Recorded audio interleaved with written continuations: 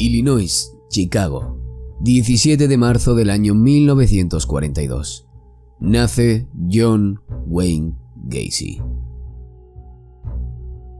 Su infancia fue de lo más traumática, con un padre alcohólico que abusaba física y psicológicamente de su mujer e hijos, pero sobre todo de John, a quien golpeaba fuertemente mientras le gritaba palabras como mariposón o marica.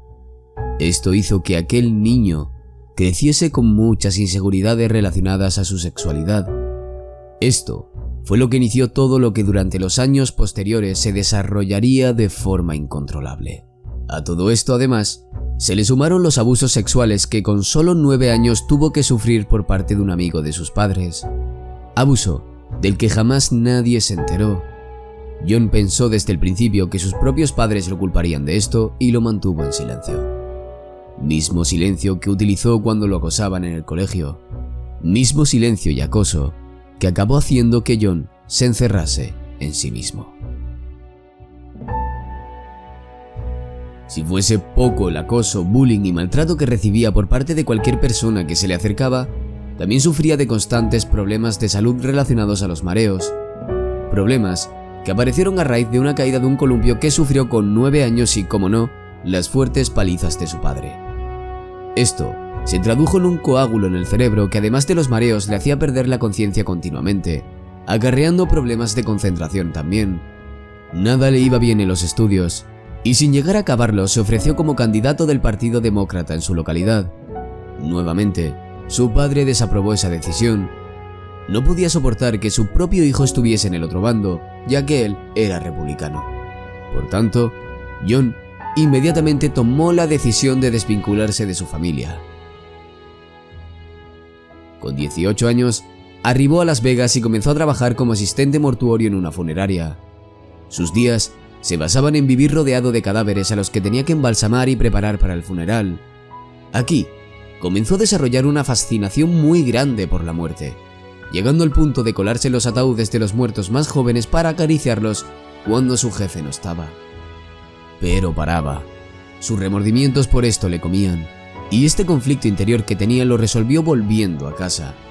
Allí por fin consiguió terminar sus estudios, graduándose en una escuela de negocios y entrando a trabajar en una compañía dedicada a los zapatos.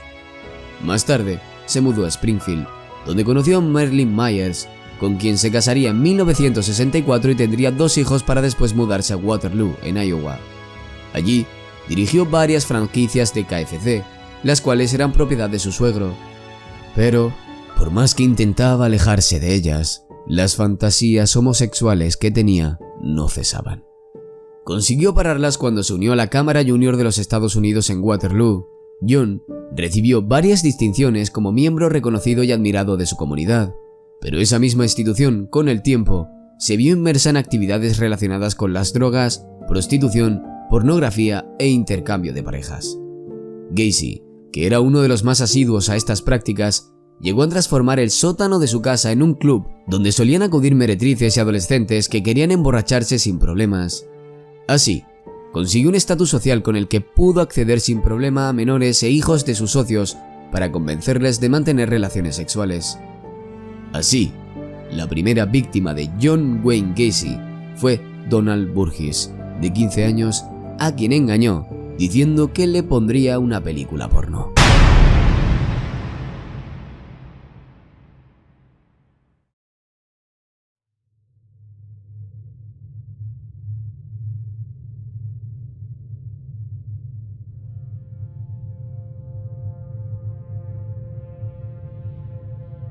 Gacy emborrachó a Donald nada más llegar a casa.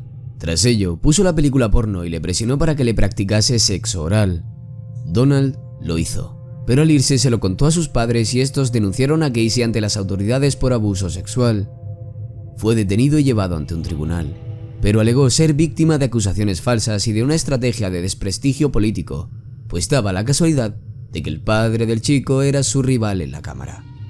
Aún así, pese a que la defensa estaba bastante bien planteada, no le sirvió de nada, y menos aún cuando contrató a alguien para que le diese una paliza a Donald.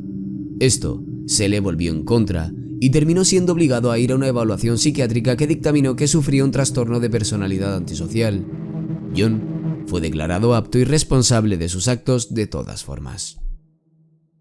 De hecho, terminó declarándose culpable de mantener aquel sexo oral con Donald, pero siguió echándole la culpa a él, asegurando que venía buscándolo y que él solamente accedió. Fue sentenciado a 10 años en una cárcel de máxima seguridad en diciembre de 1968. Tras ello, jamás volvió a ver a su esposa e hijos. En prisión, se comportaba como una persona modélica y acabó convirtiéndose en el cocinero de la cárcel. Parecía una persona ejemplar, y por esto solo cumplió 18 meses y obtuvo la libertad condicional con 12 meses de vigilancia. Al salir, regresó a Illinois, pero a una zona donde nadie lo conocía. Compró una casa en Norwood Park Township y allí comenzó una nueva etapa profesional en el sector de la construcción. Se contactó con Carol Hoff, una antigua compañera del instituto, con quien se casó por segunda vez.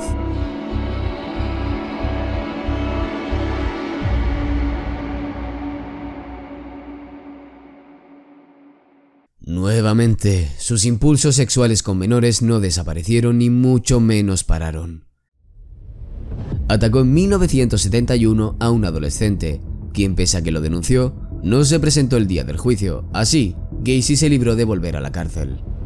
De hecho, sus agentes de la condicional ni siquiera fueron avisados de esto. Se inventó una imagen íntegra y honorable, disfrazado de Pogo, el payaso, para actuar ante los niños. Todo esto iba siempre compaginado con su afiliación al Partido Demócrata, donde llegó a tener buena presencia a nivel local. Tanto así, que llegó a fotografiarse con Rosalind Carter, primera dama y mujer del presidente de los Estados Unidos Jimmy Carter en 1978. En la foto se puede leer la siguiente dedicatoria: para John Gacy, los mejores deseos. Lo que la primera dama no sabía es que al mismo tiempo, el que parecía ser un fiel político, ya había asesinado a más de 30 niños.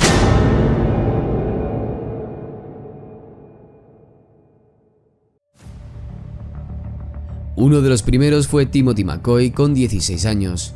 Este esperaba en una estación de autobuses cuando Gacy logró convencerle para que durmiese en su casa. A la mañana siguiente, creyendo que el niño quería atacarlo con un cuchillo, solo estaba untando mantequilla en una tostada, le pegó varias puñaladas en el pecho. Justo al acabar, tuvo un orgasmo. Ver cómo la sangre le salía del cuerpo me excitó, declaró una vez detenido. Tras enterrarlo en el garaje de su casa, continuó con los asesinatos. Empezaron a sucederse todos seguidos. John Butkovich, de 17 años, Samuel Stapleton, de 14, James Hackenson, cuyo cuerpo no se pudo identificar hasta el año 2017, Kenneth Park, de 16, o Michael Marino, de 14. El modus operandi siempre era el mismo. Lograba engatusarlos con droga, porno u ofertas de trabajo bien pagadas para acabar durmiéndoles con cloroformo. Después los torturaba, violaba y asesinaba mediante el número de la soga, técnica que consistía en estrangular a las víctimas con un cinturón mientras lo presionaba con un palo. Una vez los mataba, los enterraba en su propia cochera.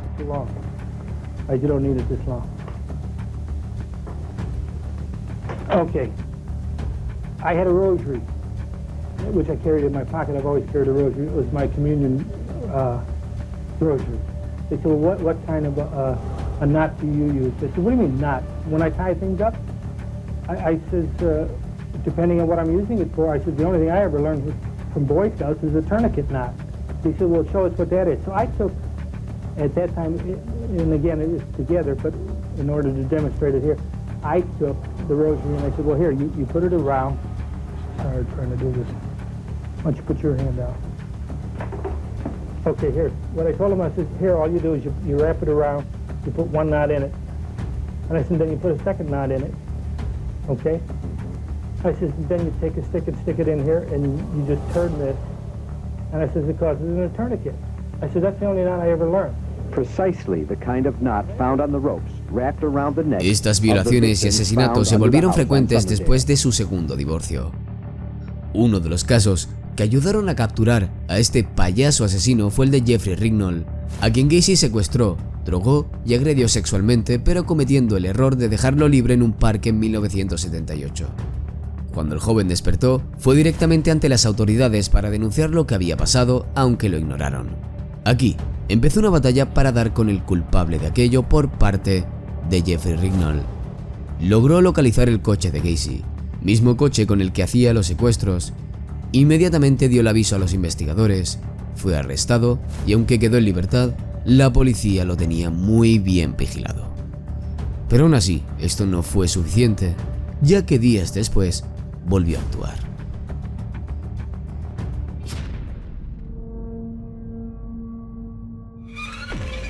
Secuestró a Robert Pist, de 15 años. Lo convenció para dejar su trabajo en una farmacia y trabajar para él en una empresa de construcción. Robert avisó a su madre de esto y nunca jamás regresó a casa. La denuncia por desaparición llevó a los agentes a contactar con las últimas personas que habían hablado con el chico, y una de ellas era John Wayne Gacy. Cuando le interrogaron, se toparon con muchas incongruencias y muchos antecedentes por corrupción de menores. Todo encajaba. Todo lo situaba como sospechoso número 1. Con todas estas pruebas, la policía registró la casa de John y descubrieron una gran cantidad de objetos que lo incriminaban. Documentos de identidad de adolescentes desaparecidos, la ropa de los mismos, joyas, esposas y jeringuillas, por no hablar de varios libros de pederastia. Así fue como el 22 de diciembre de 1978, John Wayne Gacy fue arrestado definitivamente. Pero aún faltaba lo más importante, los cadáveres de sus víctimas. No hizo siquiera falta que Gacy lo confesara, ya que cuando removieron toda la parte de atrás del garaje, ahí estaba, su cementerio de cuerpos.